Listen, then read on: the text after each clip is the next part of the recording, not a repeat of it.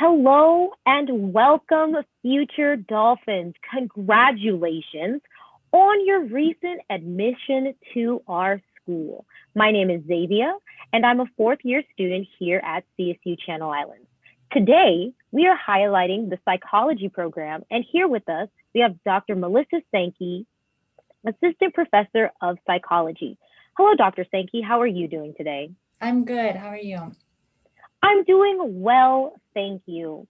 Thank you so much for joining us today. Before we get started, please introduce yourself and tell us a bit about the psychology program. Yeah, so I'm Dr. Melissa Sankey, and I'm an associate professor of psychology. I have been at CI now, this is my sixth year, and I serve as one of the faculty major advisor for psychology students. So you can come and ask me all of your questions about navigating the major, thinking about your career and graduate school options when you're finished with CI, and we're happy to kind of help you along with all of those processes. Alrighty, thank you so much. So I'm just going to dive right into these questions. The first question, what are the most popular courses, minors, and options within the major? Yeah, so I want to start off by talking about how psychology is actually our most popular major at CI. So we have lots of students, and I think that psychology is attractive to a range of students because it allows us to explore so many different topics and also prepares us for so many different careers that we can have. And so I think with psychology, right, we're all interested in understanding humans because we are humans and we have to interact with humans. And so I think that's a real draw for students. I also think that psychology offers career options that improve the well-being of others and allow us to give back to our community. And so when I speak with my students, often that's their motive for getting involved in a career in psychology, is really feeling like they can make a difference in other people's lives. And so I think that that's why students are interested in psychology, why we would encourage you to think about psychology as a major. In terms of classes and minors and options, our psychology major does include 11 core requirements. So we have 3 lower division core requirements and 8 upper division requirements. And what this does for our students is it allows you all to explore all of the different subdisciplines and different approaches to thinking about the field of psychology. And so through these courses, you can decide kind of what interests you, what is maybe attractive in terms of topics or in terms of lenses that we're viewing human behavior through. And then you can explore some of those in more depth when you get up into your upper division major electives. So I think that the way the major is structured allows you to get a real breadth and also to dive deeper into the things that you find most interesting. We do have a couple of minors. So if you're not thinking about psychology as a major, but you're interested in psychology, then a minor might be a good way to kind of explore some of those classes. We have a general psychology major or minor, as well as a developmental minor. And the developmental minor is really popular. Even our psychology majors come and ask me if they can minor in developmental. And you can't major and minor in psychology, but I always encourage them to take a look at the list of courses for the developmental minor and focus your electives in those. So developmental minor is very helpful for people who are interested in working with children in their career. So we get sociology majors, we get education majors, people who think they might want to work with children can explore kind of child psychology or psychology across the lifespan in our developmental minor. Wow, that's amazing. I did not know that we offered so many classes, especially with psychology being our most popular major. It's exciting to know that there are so many different tracks you can go down. So leading to my next question, is there any type of academic background that a student has to have when entering the major? No, so that's kind of the nice thing about our program, right? You can come in, we only have 3 lower division requirements. So if you're coming in as a freshman, you might kind of decide, maybe you're not sure about psychology. I would recommend taking Psychology 100, which is Introduction to Psychology. And that's going to give you a nice overview of all of the different topics. You can kind of decide if psychology is for you. If you have taken some of those lower division requirements at community college, maybe you took an intro class there, that will transfer over if you're a transfer student. And then you are on track to start all of your upper division coursework. So really, there's no specific background that you need to have. We would just recommend that you prioritize your intro to psychology course, your biostatistics course, and your developmental psychology course. And that's going to set you up for all of the other courses in the major. All right, awesome. My next question for you is, what are the opportunities to participate in hands-on learning in the major, i.e. Undergraduate research, internship, and service learning? Yeah, so this is where I get really excited talking about our program, because we have a lot of really exciting opportunities for students to get involved, really participate actively in learning about the topics in psychology, and also prepare for your career or graduate school in psychology. So I'll start off by talking about research. So in addition to our 2-part research methods courses that give students kind of an introduction to research, so those are required courses, and you'll take them, and with them you'll get a little bit of a taste of research. You'll do an independent project with a group of students.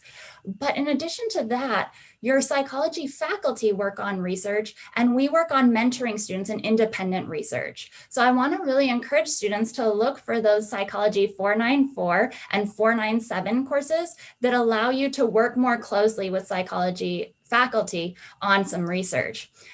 Each lab works a little bit differently, but often you will gain kind of additional experience and skills on specific areas of research. So if you find that you're interested in something like cognitive research, or maybe you're interested in like psychophysiology, we have different opportunities to get some hands-on experience working on that kind of research. So faculty might have you work on a project that they're working on for their research, or faculty may support you in your own independent research project as well. Those are some different opportunities that we recommend students take advantage of. We also often, as part of those research courses, take students to conferences. So I know our faculty take students to Western Psychological Association, WPA, quite often. I've taken students to Germany for a conference, and I've taken them just recently to New Orleans. Right before COVID started, we got in and out of New Orleans for the Society of Personality and Social Psychology conference. My students had a really great experience presenting to an international audience of social psychologists. So there are a lot of exciting opportunities for research, and it's really an essential experience if you're thinking about graduate school, and in particular PhD programs. So keep that in mind. Now, research is not the only kind of opportunity in our program. We also have courses that are designed as service learning courses. And so with these courses, you can take all of that knowledge that you're learning in the classroom and apply it to helping community organizations and kind of working with people in the local community. So I know of a couple of courses just off the top of my head. So adolescent development allows students to work directly with children and adolescents, often doing some tutoring, teaching skills. I have a course on stress and coping where students work with community partners to decrease stress and improve kind of health and well-being in the community. And we do sometimes have courses where there are kind of internship opportunities or service learning opportunities at a specific location associated with the course. So you can check that out. Psychology 492 is one of the courses that we teach that through. With that, internships, we have a variety of internship sites. I have a list that I'll have them kind of add to the video to see where some of our students do their internships. If you'd like course credit, you can sign up for that Psychology 492 course and do some coursework associated with your internship to receive some course credit. But internships can also be very helpful if you're thinking about graduate school in psychology. Awesome. So yeah, I will make sure that those links are added in the video so they can definitely take some time to look at those resources for other opportunities of other research, internships, and service learning. My next question is, since we were talking about graduation, what type of jobs do graduates seek upon graduation? Yeah. So psychology is a field that prepares you for just such a wide range of careers. So recently, our psychology chair, Dr. Key Rose, kind of reached out to some of our alumni and also faculty who are in touch with their former students. And we got this long list of the kinds of occupations that they're doing. So it's very exciting to see where their careers have taken them. So I'm going to read a few of these different areas and kind of jobs off of this list. But we have some of our students who decide they'd like to go into academia. And so we do have students who are professors, even at CI, lecturers, research specialists. And so those students have pursued a PhD in psychology in one of the many subdisciplines that you can go into, and they've kind of come back to work in academia. We also have students who are working in applied statistics and data science. A lot of our students are interested in clinical psychology. And so we have students who are psychologists and therapists. They work in that kind of therapeutic setting. And there are a wide range of master's and PhD type degrees that can get you prepared for working directly with clients if that's your interest. We also have students in law enforcement, lawyers. We have a lot that go into social work. So they work as social workers, industrial organizational psychologists. We have a lot of students in healthcare working as nurses, occupational therapists, learning specialists, behavioral interventionists, youth development specialists. And then we also have students in education. I've sent some of my students to school psychology and school counselor programs, and they really enjoy those. I also have a student working on her teaching credentials. So many different opportunities for your psychology degree. And if any of those kind of careers sound interesting to you, check in with your major advisor and we can talk about how to work toward those opportunities. So that just sounds like the possibilities are limitless. So yeah, for sure, definitely a great program to check out. I mean, you can do anything as a psych major. My sister was a psych major, so I definitely agree the psych program is a great program to check out. So after graduation, our next question is, how do you prepare, or excuse me, how does your program prepare students for graduate school? Yeah. So that's a great question. So although you can, decide to work right after finishing your undergraduate degree, a lot of the careers that our students are interested in pursuing do require some graduate training. So a lot want to work directly with clients in a therapy setting. So our program is really focused on making sure that students are ready to go right to graduate school if that's what they decide they'd like to do. And we do that with those requirements that I mentioned earlier, those core requirements. We make sure that students have all of the courses that they will need if they're interested in going into a graduate program in psychology. So you won't find a situation where you're looking at the requirements for a program and you don't have a class you need. We also, so we send a lot of students to, I mentioned, right, master's programs that are designed to kind of prepare you for a PhD, so master's programs in research. We also send students to masters in counseling, social work, marriage and family therapy, school psychology, educational psychology, and then we send students to PhD programs in all of the different subdisciplines of psychology, including things like clinical, social, cognition, neuroscience, industrial, organizational. So these are all the different opportunities that you have, and we are focused on making sure that you're ready for any of those kinds of programs. I mentioned some of those opportunities like research experience, and so those are going to be very important for students thinking about grad school. So make sure that if you're thinking you'd like to go to graduate school, meet with your professors, meet with your major advisors, and tell us about your interest and what kind of program you'd like to go into. And we can help to kind of steer you towards some of those opportunities that are going to prepare you for that. So research, internships, things like that. We also have some upper division statistical training that can help if you're getting ready for graduate school. So we have courses like testing and measurement and multivariate statistics, and students can really benefit from that additional experience to prepare as you're getting ready for those master's programs. Awesome, awesome. So that leads me to my last and final question. Is there any general advice you can offer a student who is just beginning their studies at CSUCI?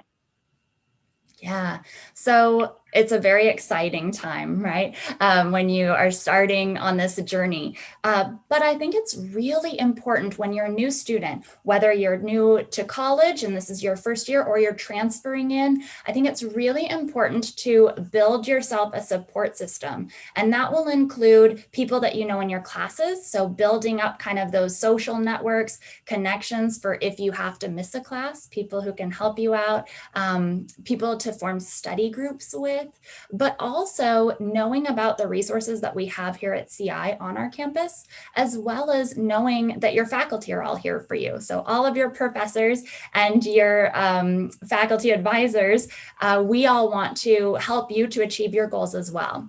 So I would say, first become familiar with all of those resources available to you on campus. So utilize our Writing and Multiliteracy Center, the Learning Resource Center. We have DASS accommodations. If you don't receive accommodations and you think you might need them, reach out to them. I have lots of students every semester, right, who I accommodate through DASS accommodation. So it's very important to make sure that you access those resources. We have CAPS, our counseling center, kind of helps support when things get stressful. Our career center when you're starting to get ready to think about next steps. And then again, all of your professors. And so I know we're terrifying, but try to overcome that and come to our office hours. We love to meet you. Some of my students come with friends in classes. So I have a couple that come in at a time. And that makes me a little bit less scary because, right, it can be intimidating. So I laugh, but definitely, right, reach out to your professors. Going in the first time is intimidating, but we're excited to meet with you and talk to you and learn about your goals. So come in, let us help you with class, but also with your career goals. And then, like I mentioned, find those students that you connect with, create that support, know that you're not alone in your classes and in feeling like this is tough. Especially our psychology major, we're mostly upper division courses. And so the coursework can be challenging. And sometimes we feel like we're alone in that and like everyone else having an easy time. That's not the case, right? All of our students find these courses to be challenging. And so they have different strategies. And so talk to your classmates about how they're coping with those challenges, their study strategies. Talk to your professors about study strategies, but use those resources and know that you're not alone in kind of facing the challenge and overcoming that. I think that will help as you're kind of just getting ready, settling in here at CI. I would definitely value that and take that as amazing advice. There are too many programs on campus, too many resources on campus that students are not taking advantage of. So thank you for highlighting, again, DASS, and CAPS. Those are definitely very important services that may not get the recognition that they need. So thank you again. Thank you so much, Dr. Sankey. Students, if you have any more questions about the psychology program, please visit go.csUCI.edu/academics. Bye, and we hope to see you in the fall.